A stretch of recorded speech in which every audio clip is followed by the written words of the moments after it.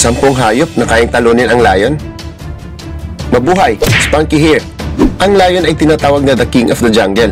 Dahil sa kanilang pambihirang lakas at kapangyarihan, wala itong kinakatakutang hayop. Ito ay namumuhay as a group na tinatawag na pride. Ang pride ay kadalasang binubuo ng 10 hanggang 40 ka-lions. Ang lion ay isa sa mga apex land predator. Pero alam nyo ba na may 10 hayop na kayang talunin ang lion sa one-on-one na laban? Kaya, simulan na natin!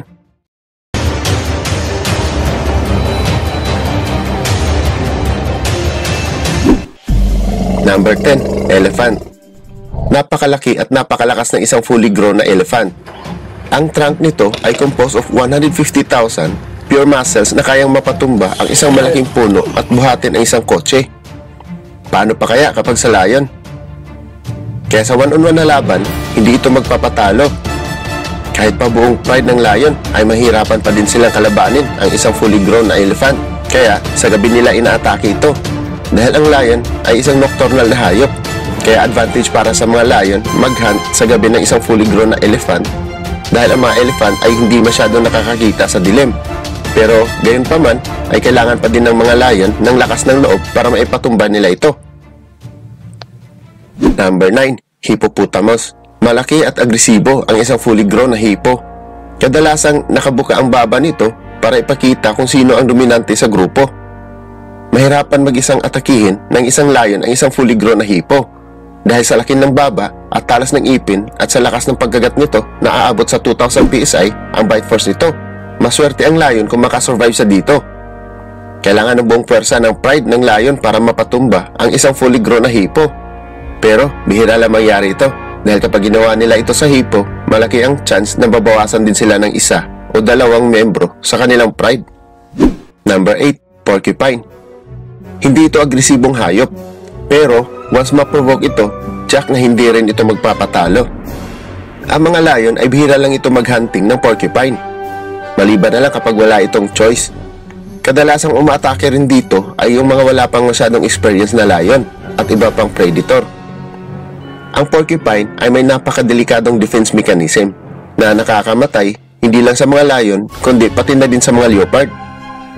Once makaramdam ito ng nasa panganib ang buhay nila, itinataas agad nito ang kanilang mga sandata, yung mga tinik sa kanilang katawan, sa defense position at ituturok sa kanyang kalaban. Ito ay mananatili sa balat ng lion at magdudulot ito ng sobrang sakit sa kanyang katawan o di kaya pwede niya rin itong ikamamatay.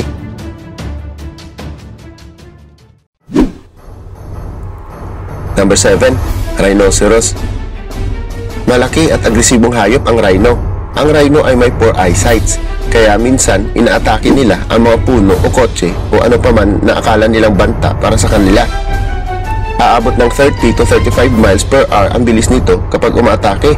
Isama mo pa yung malaki at matalas na sungay nito, ay tiyak na kaya nitong talunin ang isang lion. Nakakakita ka na ba ng isang rhino na umatake ng kotse? Kung titignan mo, parang laruan lang ito. Isipin natin na ang kotse ay lion. Kaya kung sa one-on-one na laban, siguradong hindi mananalo ang lion dito. Kahit pa ang buong pride ng lion ay mahirapan pa din silang talunin ang isang fully grown na rhino. Number 6. Zebra. May mga nakuha na video na tinalo ng zebra ang isang lion sa pamagitan ng kanilang signature defense mechanism, ang napakalakas na pagsipa nito na aabot ng 2,000 PSI na direktang tumatama sa ulo ng lion. Ang pagsipa na ito pwede makabasag ng panga ng lion o di kaya ikamamatay pa. Napakalakas ng sipa ng zebra, kasing lakas ng sa giraffe, kahit pa na mas maiksi ang mga paa nito kaysa giraffe. Number 5. Giraffe. Ang giraffe ay isang napakalaking hayop. Obviously, mas malaki pa ito kaysa lion. Ang malakas na sipa na aabot ng 2,000 PSI ay isang defense mechanism nito. Ang isang sipa nito ay kaya makabali na buto o mas malala pa.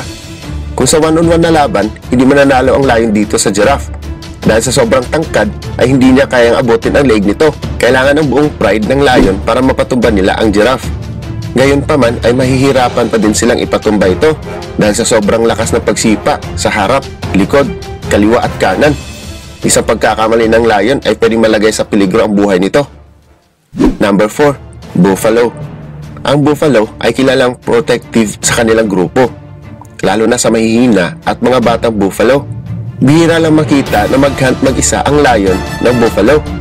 Maliban na lang kapag sanay na ito at alam niya ang kanyang ginagawa. Ang tanging paraan para mapatumba ng lion ang isang buffalo ay ang pagkagat sa liig nito. Pero kadalasan, pinagtatanggol ng mga buffalo ang bawat isa kapag nalagay ito sa peligro ang kasamahan nila, hanggang sa mabaliktad na ang sitwasyon.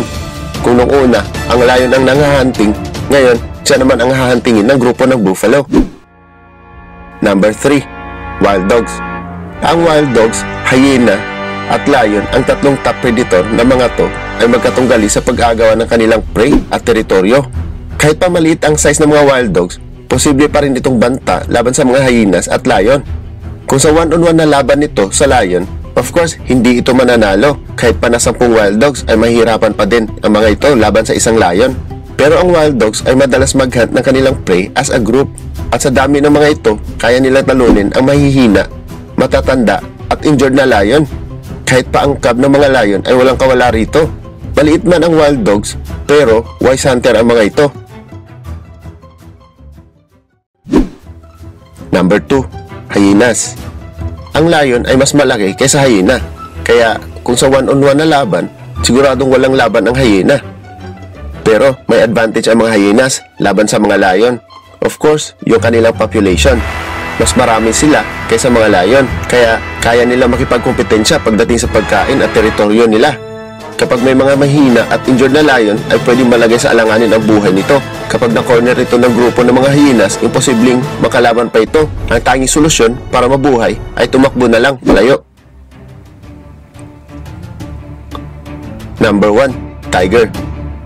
Sa lahat ng mga big cats, ang lion at tiger ang pinakamalaki sa lahat. Pero ang tiger ay mas higit na mas malaki at mas malakas kaysa lion. Ang tanong, kaya bang talunin ng tiger ang lion? Kung sa one-on-one na laban, mas malaki ang lamang ng tiger kaysa lion dahil mas eksperyensyado ito sa paghunting ng kanyang prey na mag-isa. At ang lion ay dependent ito sa kanyang pride.